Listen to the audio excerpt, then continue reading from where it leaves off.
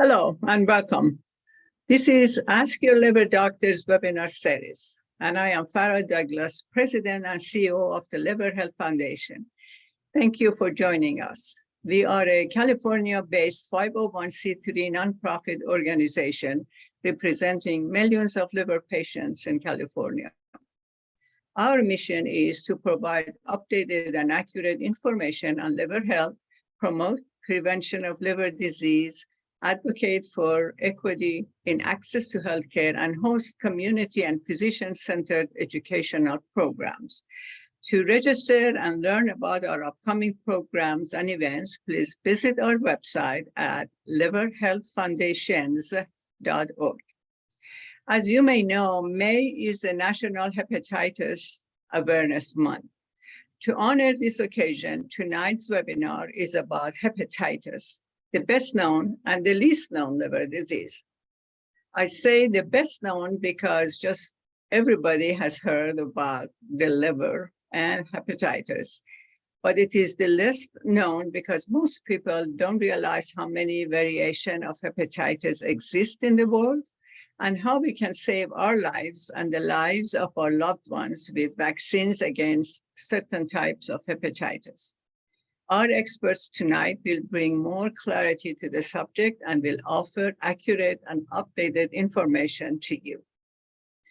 Please remember, information given by our expert is not a substitute for advice given by your own physician or healthcare provider. We do not endorse doctors, hospital, medical groups, or treatments. Tonight's sponsor of our program is Gilead Sciences. We thank Gilead for their support. I am pleased to introduce Ms. Dawn Moore, the Senior Therapeutic Hepatitis B Specialist with Gilead Sciences.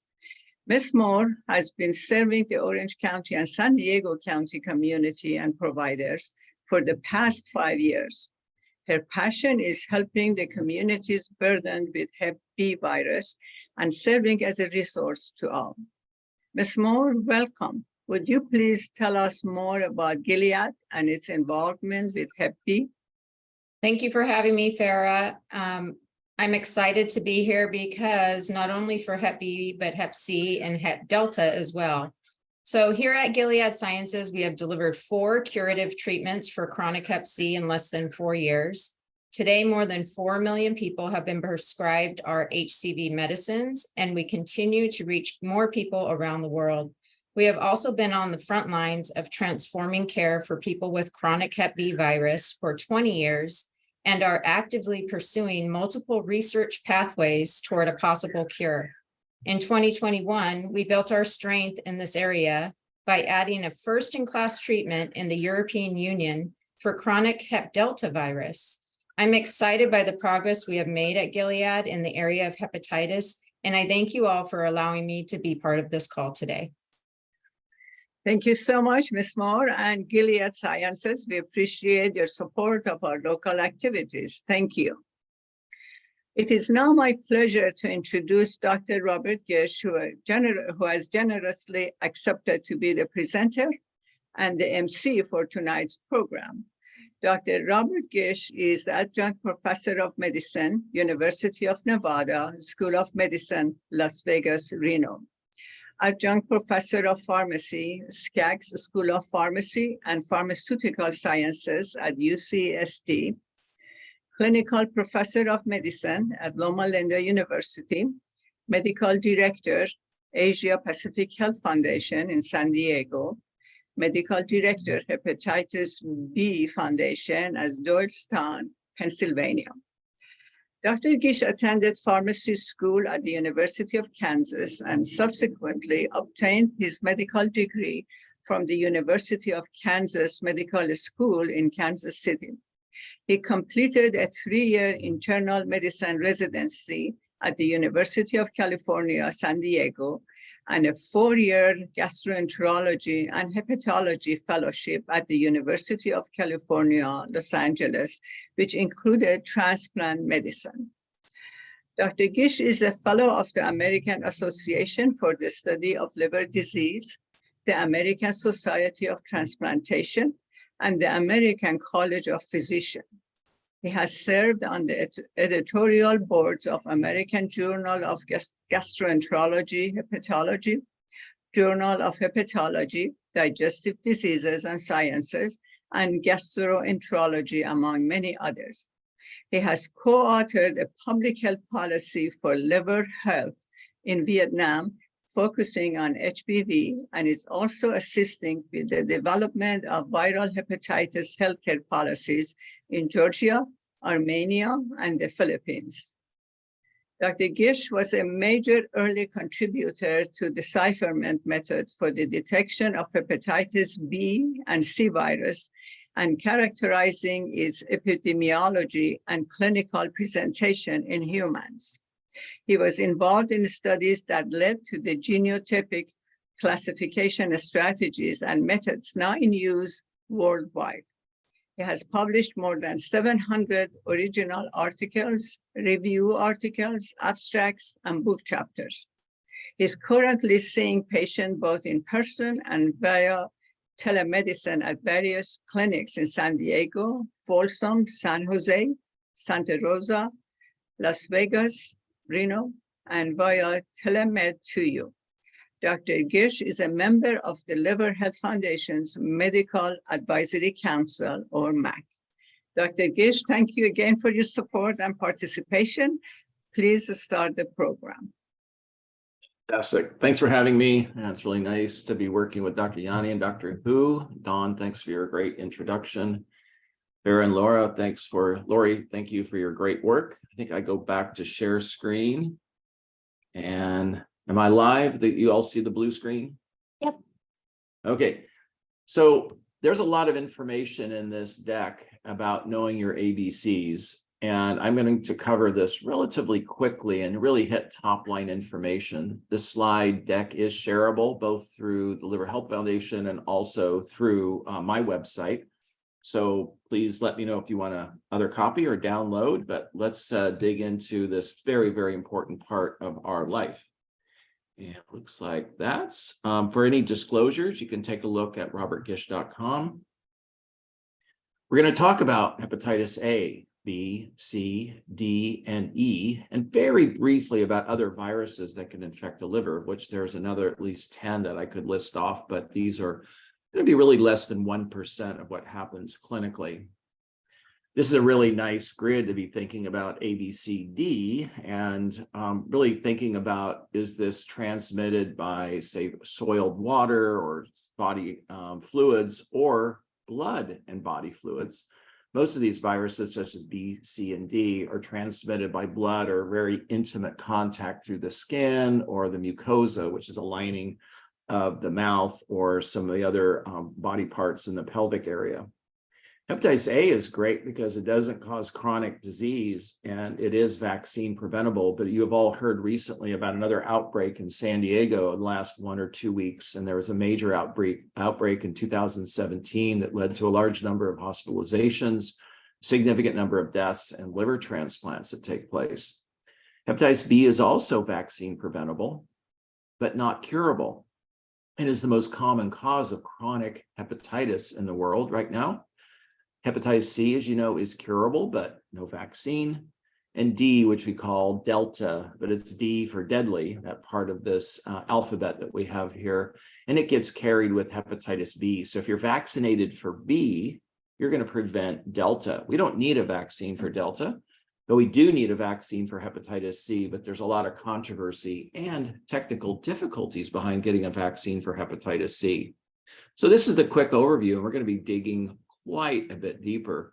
This is a grid about hepatitis A cases reporting, and you can see in 2017 to 2018 and into 2019, there was a huge spike.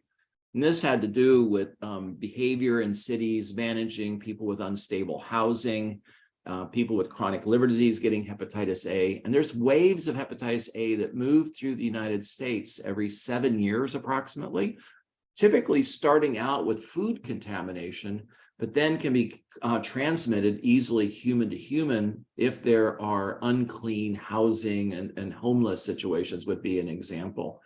This can cause fulminant liver disease, which is an aggressive form of liver disease, a sudden form of the liver fails, leading to death or transplant. So we really need to be talking about clean stations, clean housing, clean living situation for our unstable patients with unstable housing.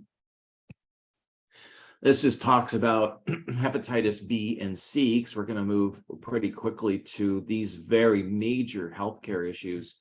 And as you know, we've had a major outbreak of hepatitis C over the last 5 to 7 years because of unclean needle sharing and part of the opioid epidemic.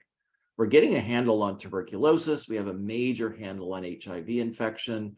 We're having a good progress on malaria, potentially even a vaccine and new therapies. But B and C are going up. And this is really sad because we have a cure for hepatitis C. We have a vaccine for hepatitis B. But we have a number of societal, economic, and other problems, including policy and advocacy that are issues to us.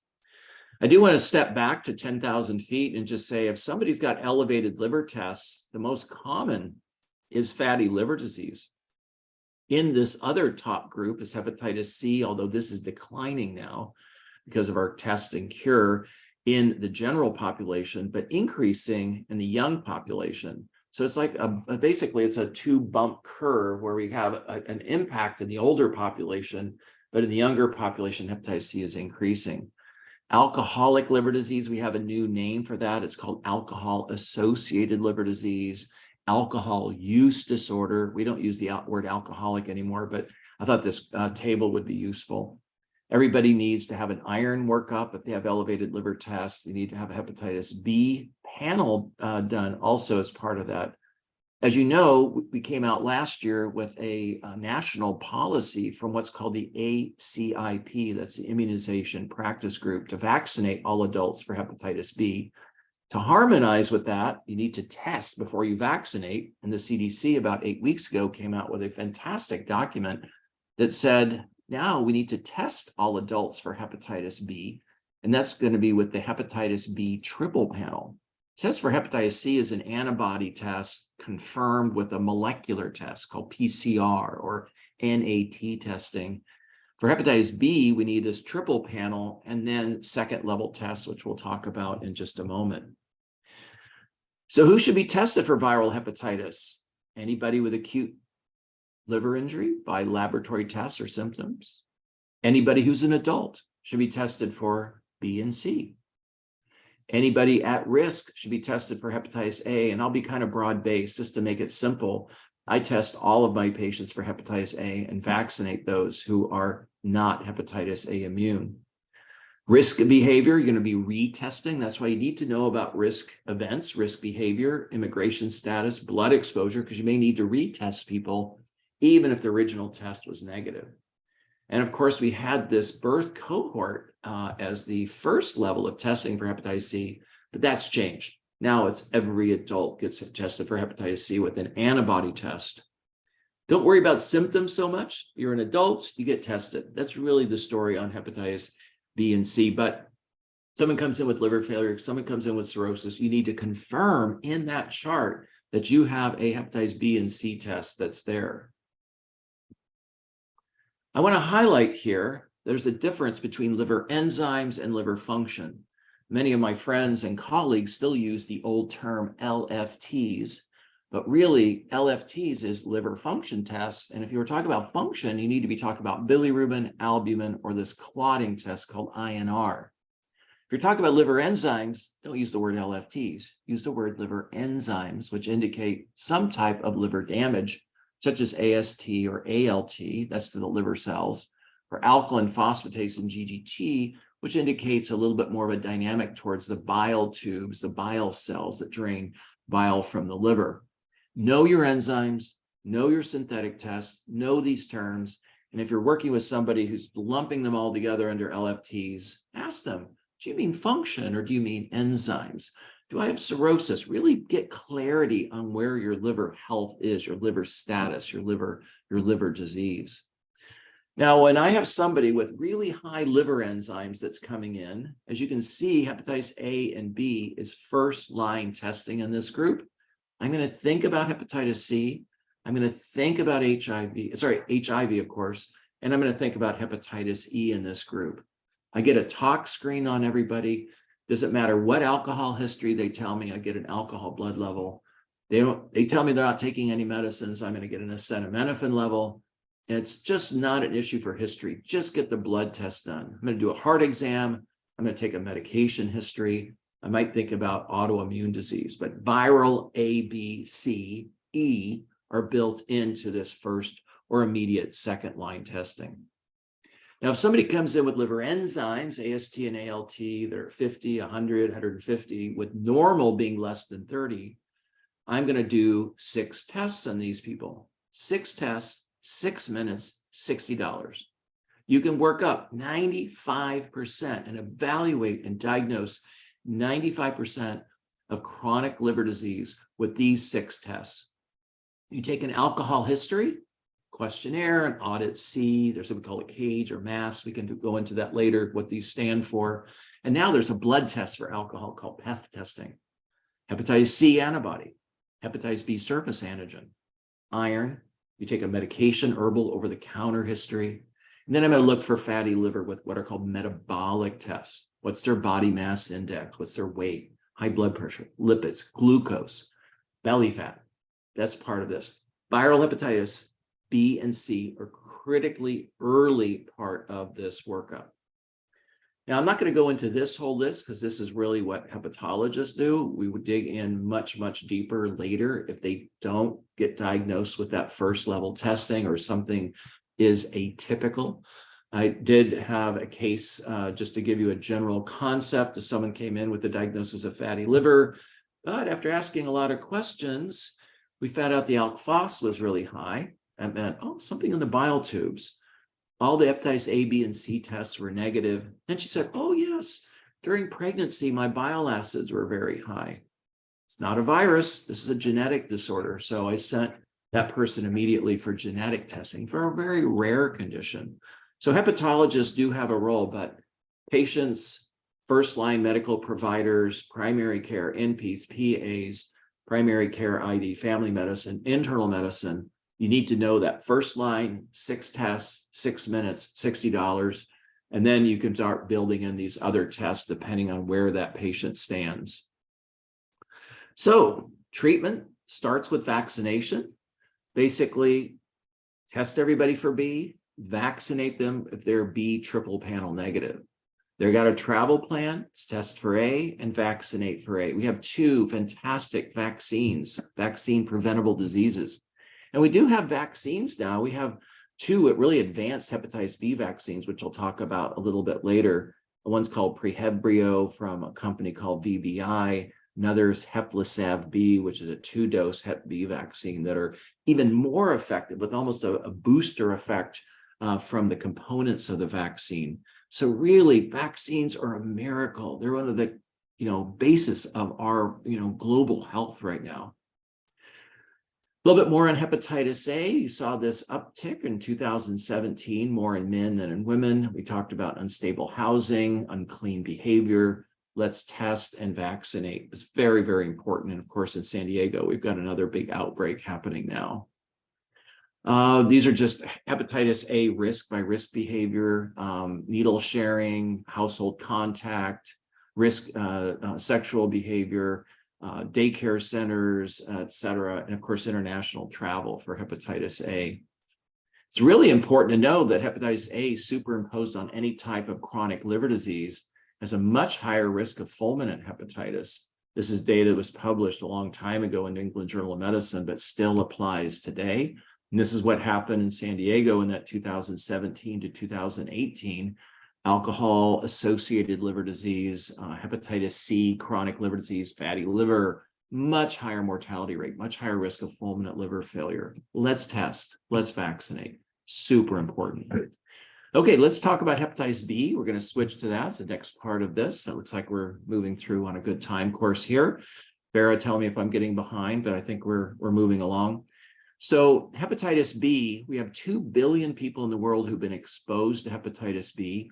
The number is a little bit lower now, 262 million infected, meaning surface antigen positive. and 2.4 million in the US. That's data that Robert Wong and I published 2 years ago with a really extensive database review.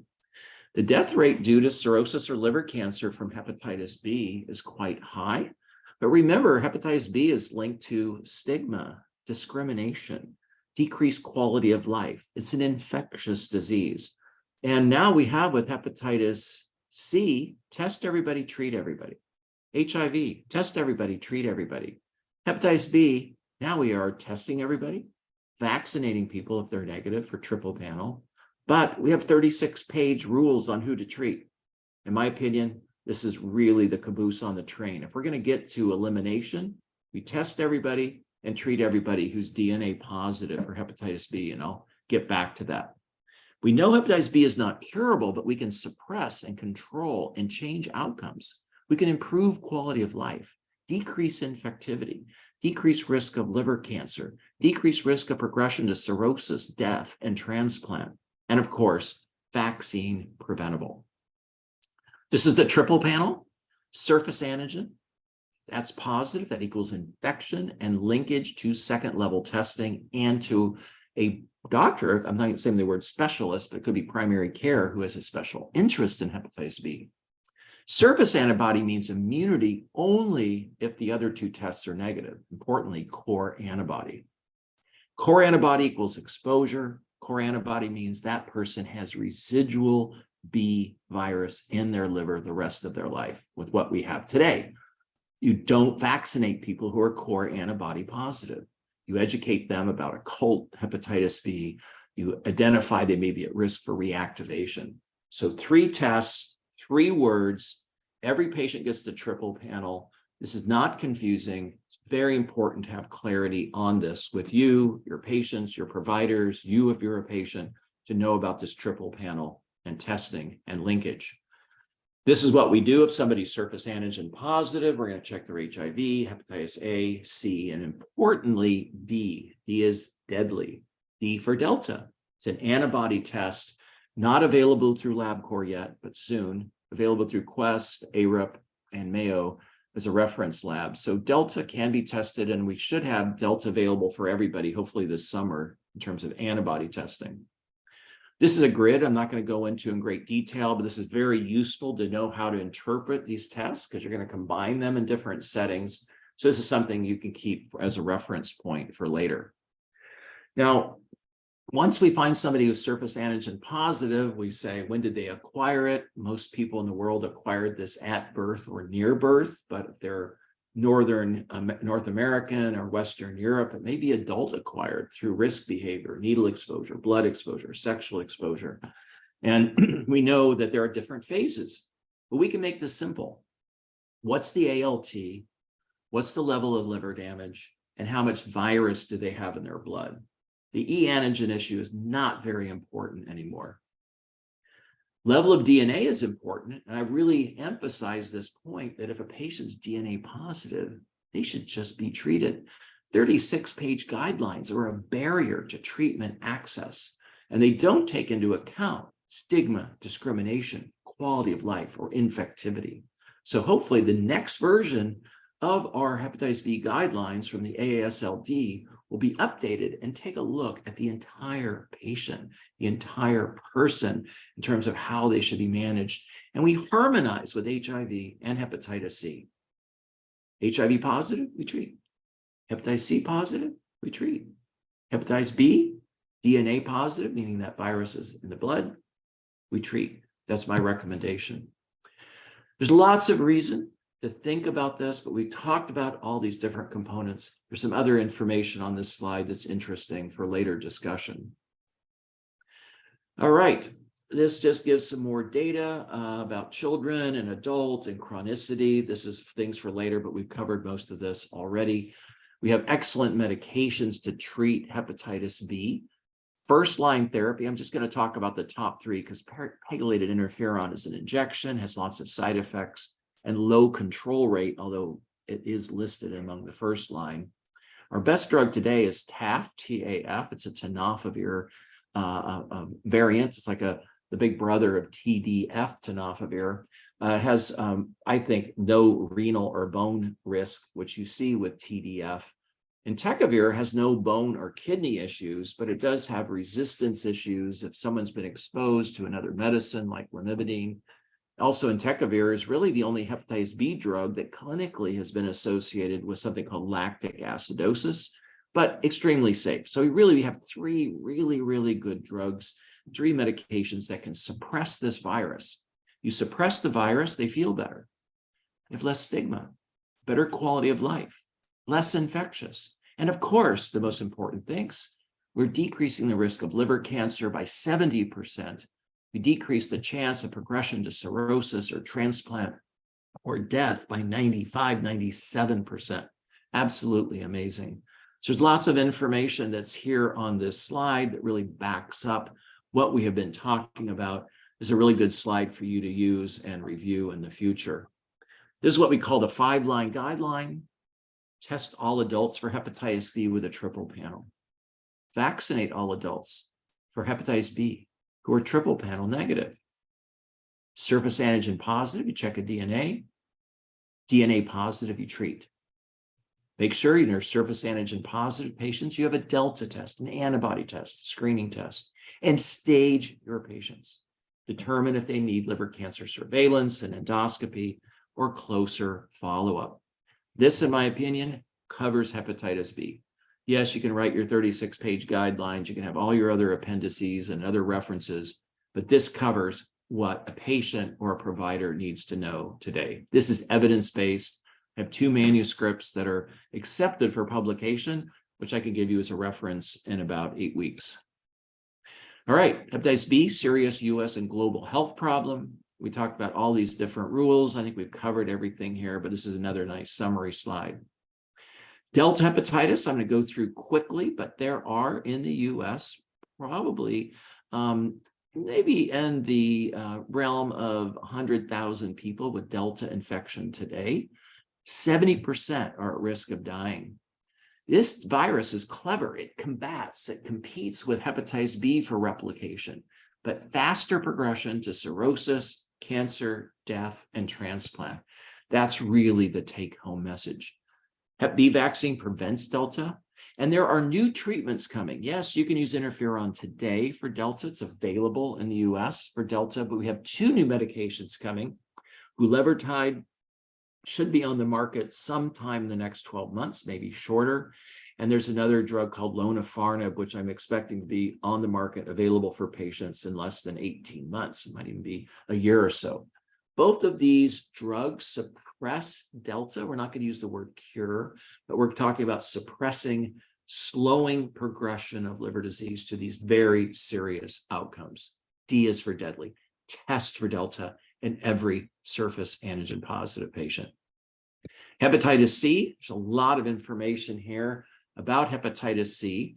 I think really the take-home message is there's about 2.4 million people with hepatitis C. It's interesting that number matches hepatitis B. Everybody should be tested for hepatitis C. This is a new epidemic, as you can see on that graph, that second bump on the left, on the right-hand graph that's here, this increasing number of infections in young people due to the lack of harm reduction, the lack of clean needle access. We really need to change this paradigm. Test everybody. And for all pregnant women, you're going to be retesting those individuals.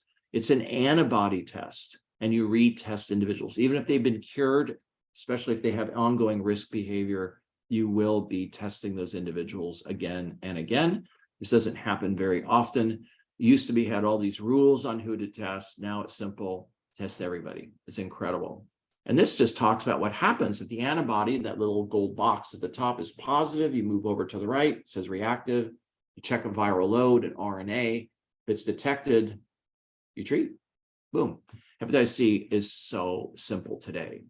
We don't genotype patients except when these foolish insurance companies demand a genotype because it costs $450 and delays treatment by months. We don't do resistance testing, but we do evaluate for mental health disorders, substance use disorders. We stage their liver disease. We do get a viral load just to confirm that antibody test means they have virus. then that links them to care, as well as HIV, hepatitis A and B.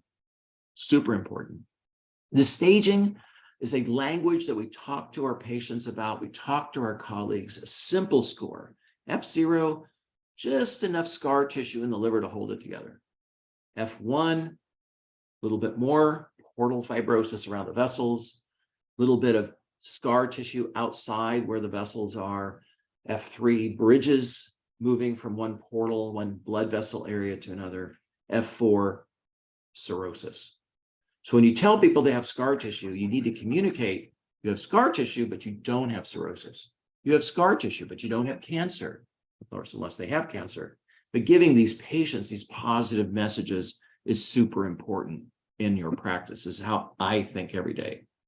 Hepatitis C typically goes to cirrhosis in 20 to 30 years, but if you have a lot of alcohol or fatty liver on top of that, it can make this disease go much faster. I've seen people go from infection to cirrhosis in 7 years.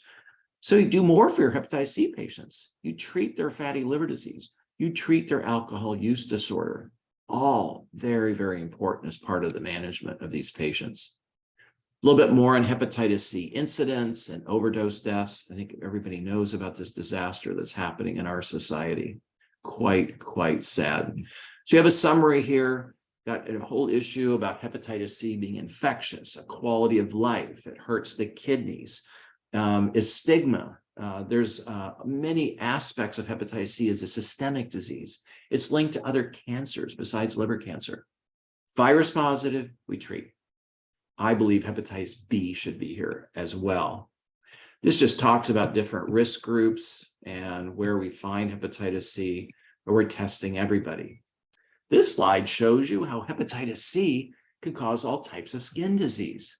This is something that's a vasculitic process in some patients or some other metabolic issues, can affect blood flow, but hepatitis C affects the whole body, affects all these different organs. It's a systemic disease.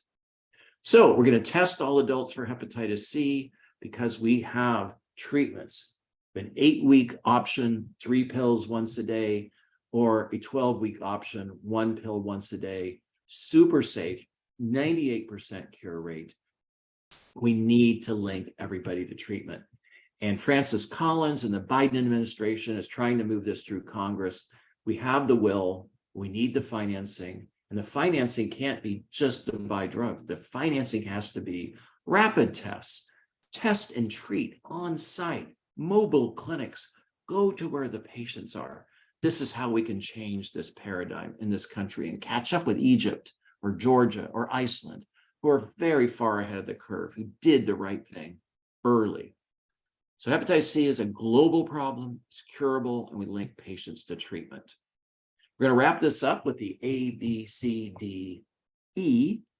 E is for endemic in certain parts of the world. E is for enteric, meaning it's passed through oral fecal passage, just like hepatitis A. There is a vaccine, but unfortunately it's limited availability. I'm not even sure where you can get the vaccine right now, but this is a challenge. So if somebody comes into the US and they traveled recently, or they're in contact with somebody who traveled recently, especially to low or middle income countries where you find hepatitis E predominantly, I'm going to test for hepatitis E first with a serologic blood test. That means an antibody test called IgM. And I want to be able to confirm that with PCR testing. And really PCR is super useful for this as well. This outbreak can be in heavy rains and floods in certain countries like Bangladesh.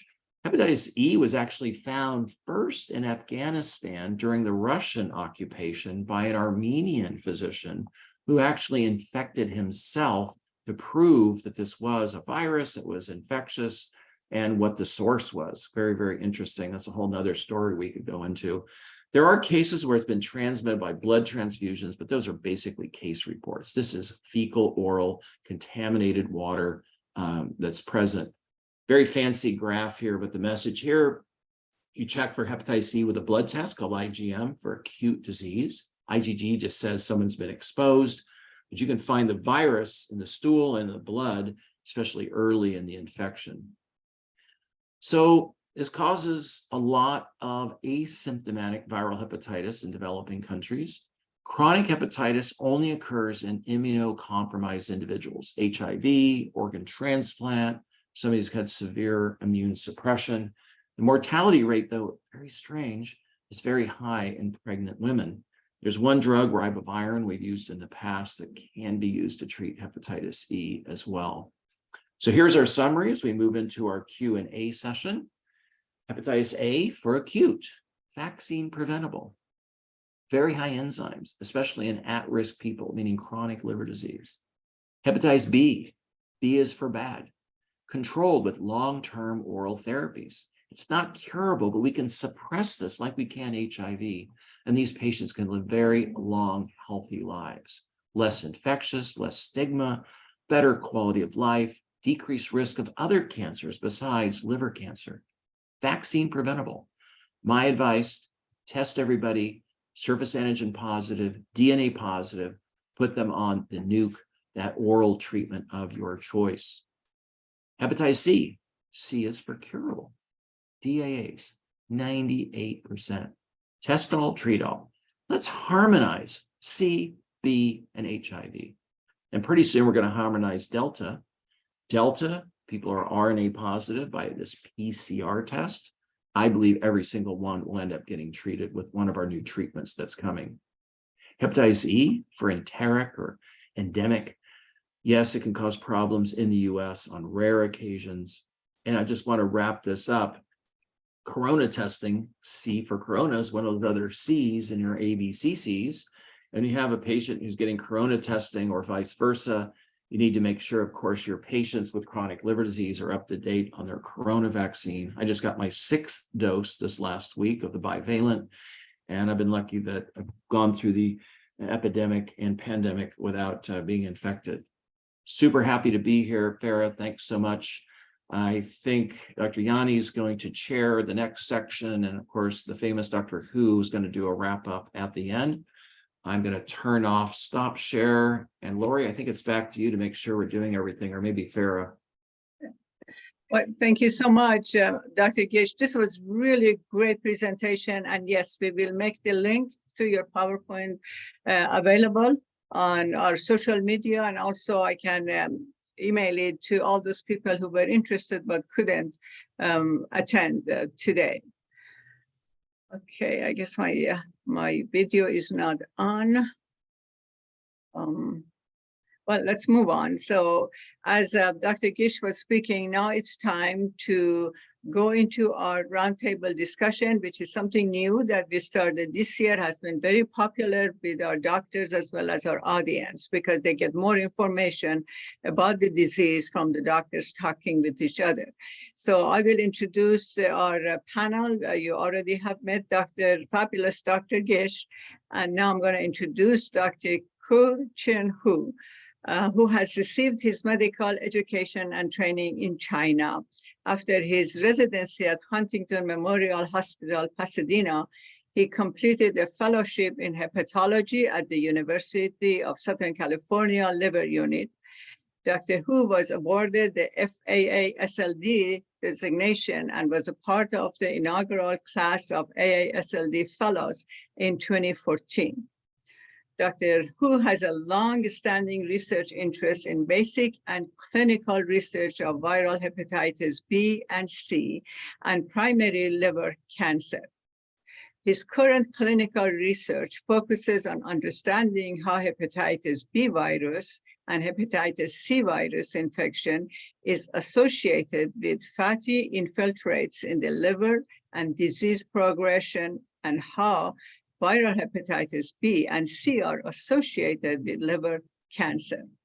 As an active investigator, Dr. Hu participates in several important trials that test new treatments for Hep B and Hep C.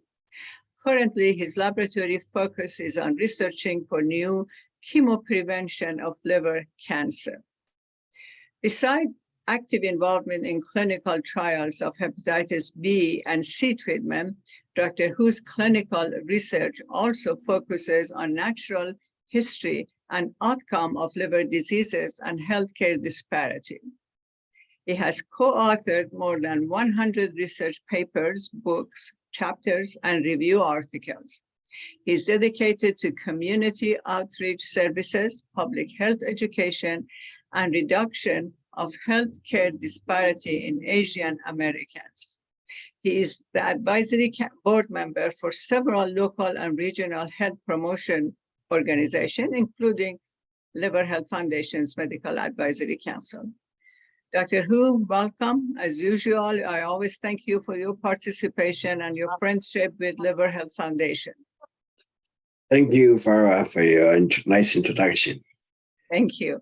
We'll now introduce Dr. Yani. Dr. Bishu Yani is the program leader, hepatology at UCLA Medical Center in Santa Monica, health sciences assistant professor of clinical medicine, Bauchi and Tamar Manukian, Division of Digestive Diseases, David Geffen School of Medicine at UCLA. Dr. Yani specializes in general and transplant hepatology and focuses on treating patients with a wide spectrum of liver disorders. He is well versed in the treatment of hepatitis C with the new direct-acting antiviral agents. He cares for patients with liver cirrhosis and its spectrum of complications. He also cares for patients before and after liver transplantation. His research interests include non-alcoholic steatohepatitis and hepatocellular carcinoma and viral hepatitis B and C. Dr. Yani completed his internal medicine residency at Keck School of Medicine and County Hospital of USC. Following his internal medicine training, he served as the inaugural transplant hepatology hospitalist at Kaiser Permanente, Los Angeles Medical Center for 1 year. He then completed his gastroenterology and hepatology fellowship at Kaiser Permanente. Dr. Yani moved to UCLA as the inaugural transplant hepatology fellow, where he completed his training. He is board certified in internal medicine, gastroenterology, and transplant hepatology.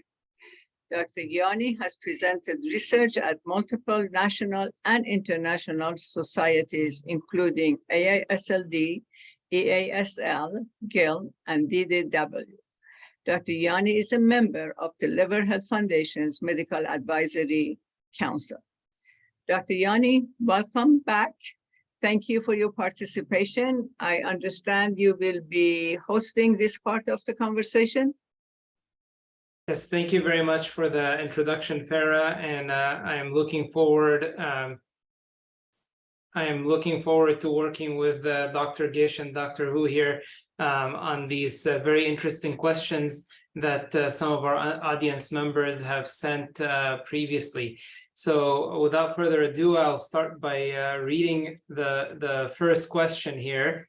Hepatitis D has the highest rate of death among all hepatitis infections, in parentheses, approximately 20%. Is this correct? And which one is deadliest, hepatitis C or hepatitis D, is the first question we received from our audience here. You want me to take that one just to reiterate what I did in my, repeat that. So Delta has a 70% mortality rate. B is for bad, not quite as deadly, about a 25% mortality rate, higher in men than in women. C, probably about a 20% mortality rate alone, made worse by alcohol or fatty liver. What do you think, Kachin? Do you think those numbers are on the mark? I fully agree. So, the next question to piggyback on that is, why don't we hear more about hepatitis D if it's very deadly? We hear a lot of information about hepatitis B and C. Why not Delta? Yeah, I take this question. Yes. Yes, many reasons. First of all, and it has, as Dr. Gish mentioned, hepatitis D only infection occurs only in patients with hepatitis B. Number one. Number two, the prevalence is very, very variable globally. and more commonly in certain regions and countries too. Number third is for a long time, we did not have good diagnosis test. We did not have good treatment. Now, as Dr. Gish mentioned, hepatitis Delta antibody is widely available. Even the RNA, the virus test becomes available too. So the diagnosis tests are available now. More importantly, Dr. Gish was mentioned too, we have at least 2 or more pipelines for treatment. And so we become more and more aware of concerned this disease, and also have a way to manage, to diagnose, and in the near future to treat this disease. So it's time for us to raise our doctors' knowledge and also raise our public awareness to do more screening and testing, as Dr. Gish mentioned. Yeah, so completely agree. It was just we didn't have a lot of good treatments for this, and we didn't have good testing. So now I think we should hear more and more about it. Next question is: can mothers give hepatitis delta to their unborn babies and later through through breastfeeding? Very simple, extremely rare. Okay, got it. Next question is there a vaccine for hepatitis delta, or are you or other doctors working on a vaccine at this time? Jim? Dr. Gish, you want to take care of that one?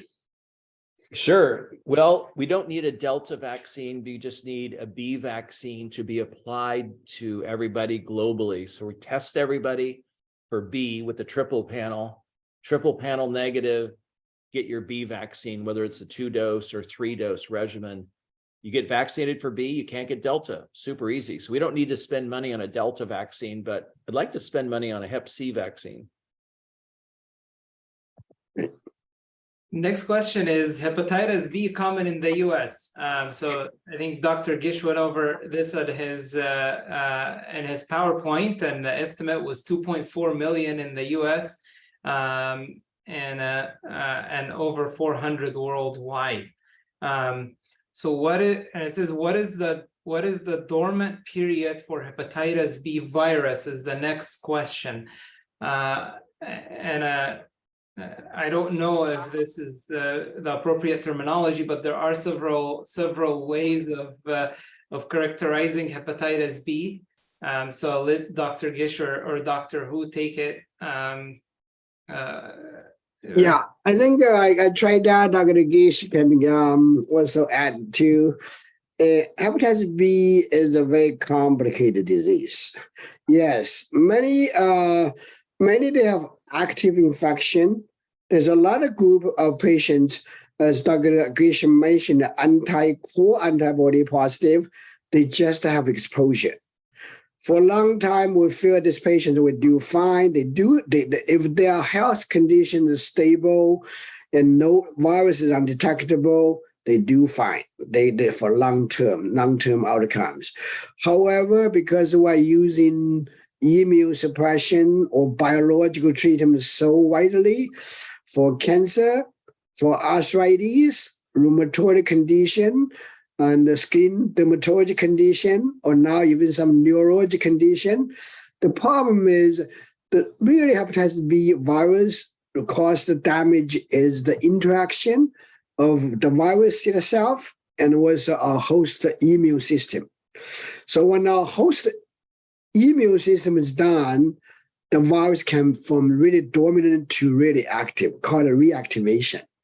That's a large scale challenge because globally you see really infection. You will talk about 3 to 4 million people with 100 million people with infection, but we have much higher percentage of people they have exposure to. I hope that's they talk about dominant one, that's one kind. The other kind will be patients with active infection. But the virus replication is relatively low.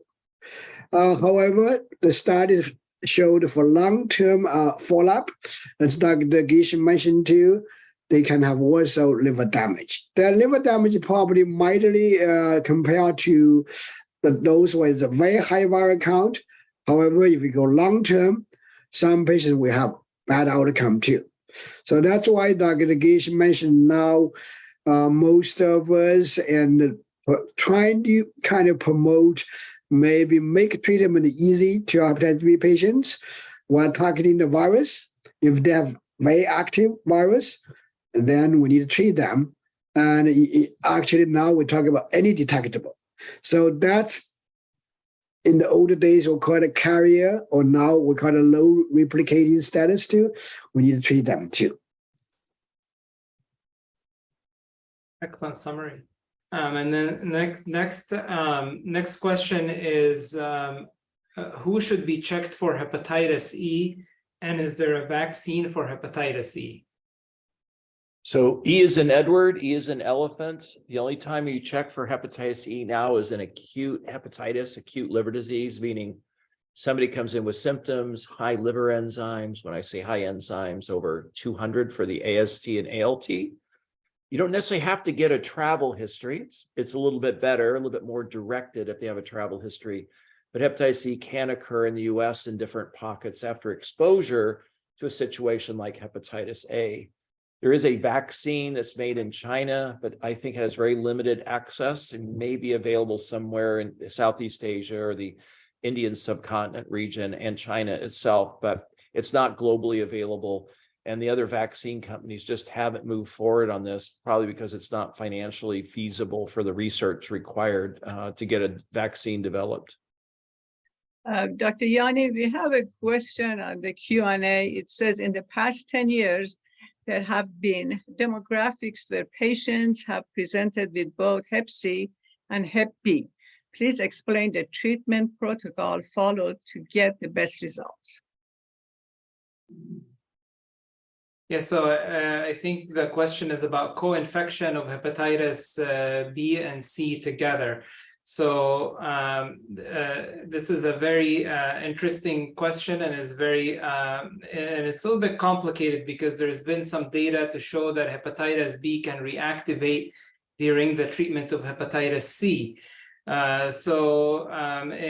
Initially we would treat we usually go after the hepatitis C, and a certain group of patients we give prophylaxis for hepatitis B so that there isn't reactivation during the treatment of hepatitis C.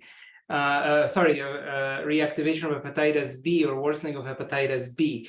If the patients have indication for hepatitis B treatment, such as the ones that Dr. Gish spoke about. And I think the scientific community is moving more and more towards treating patients who just have a positive PCR, then the patient should be treated for hepatitis B as well.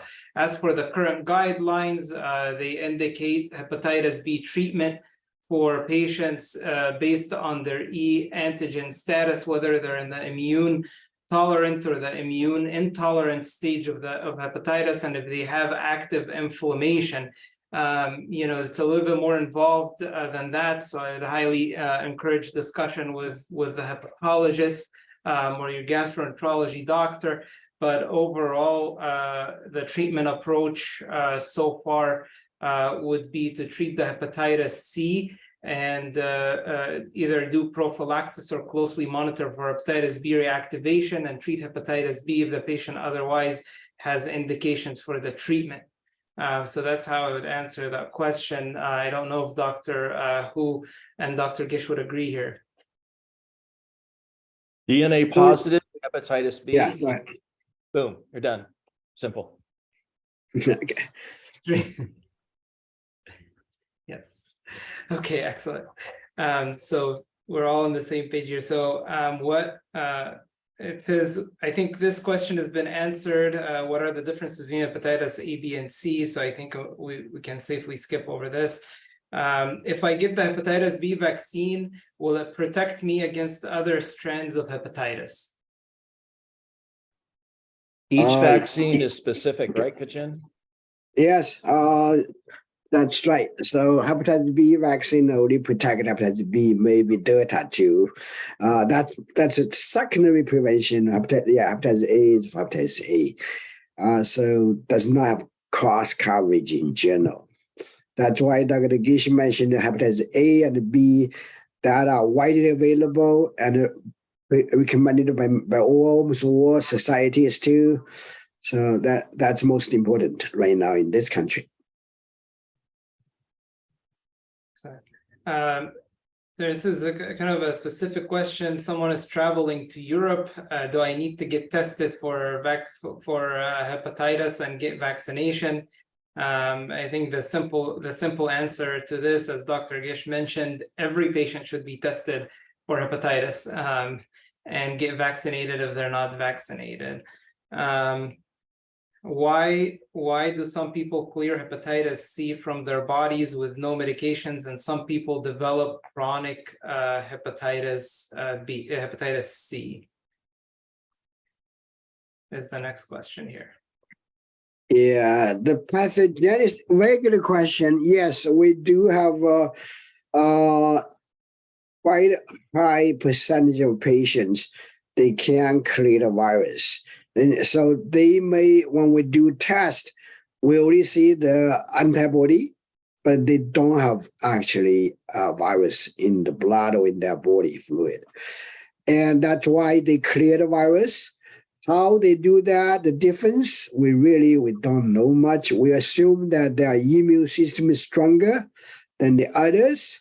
That's really, and also depending on the type of the viral count in the beginning, that exposure to. So, yeah, that can happen. And that's why if you test antibody positive, we have to test RNA. Unless you were treated before, you know that you have hepatitis C, then you don't need that test because antibody will not go away. We have another question on the chat. It asks, what about surveillance for a patient with a history of Hep B and Hep C? I'm not sure what kind of, I take that question, what kind of surveillance, we'll talk about a few things. Number one, if they have disease, hepatitis C, as Dr. Education mentioned, is curable. Once you got it cured, if you do not do any risk behavior, share needles, multiple sexual partners, and the risk is going to be low. It will be very low. And that's why I tell my patients, congratulations, you got it cured, but keep in mind, there's no protection like a vaccine. You will not get it again. So stay with good maybe health behavior and make sure no those risk behaviors. That's it. Hepatitis B, as Dr. Gish mentioned too, where it's manageable, treatable, we can control it, but we still do kind of surveillance something too. Number one, we want to see the disease progression. In general, viruses, if it's under good control, a disease may not be that progressive, but we still do like a fiber scan or something besides blood tests. Another thing will be liver cancer screening. That's very, very important for hepatitis B patients. So we need to do that too. And your doctor will tell you, usually we do ultrasound, and there's a lot of blood tests called alpha-fetoprotein. Usually we do every 6 months. So your doctor should know that. If they forgot it, they can remind them too. Another thing very, very important, Dr. Gish mentioned too, once a single person is diagnosed with hepatitis B, the whole family member, siblings, kids, partners, they all should be tested because the vaccine is so widely available. I want to comment on those great comments from Dr. Hu, that the word screening is the first test, surveillance is ongoing testing. So we really like the word surveillance if you're going to do repeat testing over time. Dr. Hu summarized beautifully, surveillance for reinfection or superinfection is quite rare, but you just take a good risk history. Surveillance for liver cancer is critical in hepatitis B patients, especially, but in hepatitis C, even after they're cured, if they have cirrhosis, they need surveillance as long as they have cirrhosis. And one final comment, I'm really a strong believer in over the last decade in using the best liver cancer biomarker panel called the triple panel. Was made by Fujifilm or Wako, now Fujifilm. That's been used in Japan for 30 years. Japan has the best liver cancer survival in the world by a factor of 2 because they have excellent imaging and they use this triple panel as part of their surveillance and early detection. These 3 markers are all FDA cleared. There's a beautiful score called the GALAD score that you can calculate. These lab tests are available through Quest, LabCorp. I've been using them for 10 years, and I have never had a late diagnosis in somebody who comes in. Incredibly useful, especially in people who are obese or ultrasounds low quality. Thank you. Excellent. I think this is about the time we have for our question and answer session and roundtable session here. So I'll hand it back to Farah. Thank you, Dr. Hu, and thank you, Dr. Gish. Thank you so much. This was fantastic roundtable, and I hope everybody enjoyed it. And I know Farah, sorry about that. I'm going to wrap up with you, if you don't mind. Yeah. Okay. So we have a great program today. Really appreciate Dr. Gish gave so thorough an overview from hepatitis A to E. And you're so easy with, very easy to understand. So we hope that you learn something too. It's hard to do it. 30 minutes to do these things, really, it's almost impossible mission. Dr. Gish did a good job. Thank you very much. And Dr. Yani, really moderated, great Q&A session. You have very good questions too. I think this is a very good interaction. We want to really you to limit this to also answer your questions also. So this is really very good program. Hepatitis A to E overview, what to do, how to do diagnosis, how to do treatment, how to follow. So I want to also take this opportunity to thank Farah and the Liver Health Foundation doing this series of patient community liver-related education. It's very good, and she has a large group of liver specialists dedicated to patient care and also education. So I'm sure she will do more programs.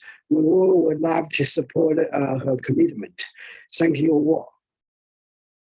thank you so much. And I know there were, we always have a lot of questions about hepatitis. So maybe later in the year, we do another roundtable just like this about hepatitis. So at this point, I want to thank Dr. Gish for your excellent presentation. And Dr. Hu, we appreciate your continued support of our efforts. Thank you, Dr. Yani. Thank you for adding so much to this webinar, and thank you for hosting the Q&A session. I also want to thank Gilead Sciences for your support. Now, if you bear with me, a couple of announcements. Liver Health Foundation is hosting a free in-person walk in Santa Monica on September 23rd from 8:30 a.m. to 12 noon. Please register to walk with us in support of liver patients. The walk is family-friendly and community-oriented event. We will have face painting, balloon, music, breakfast, everything you can imagine. And it's right on the ocean, a very, very beautiful setting. And the other announcement is that we are hosting the best and the biggest party of the year, Salute to Excellence Dinner Gala on October 21st in Hollywood. For those of you who attended and thought that last year's dinner gala was great, wait until you see what we have planned for you for this year. Please reserve your seat by emailing us at info@liverhealthfoundations.org. The seating is limited. Liver Health Foundation is on all social media sites. We are going to post this video as well as Dr. Gish's PowerPoint on our website, as well as the link on our social media. So please visit us. Then thank you to our audience. We hope the information you received tonight is helpful to you.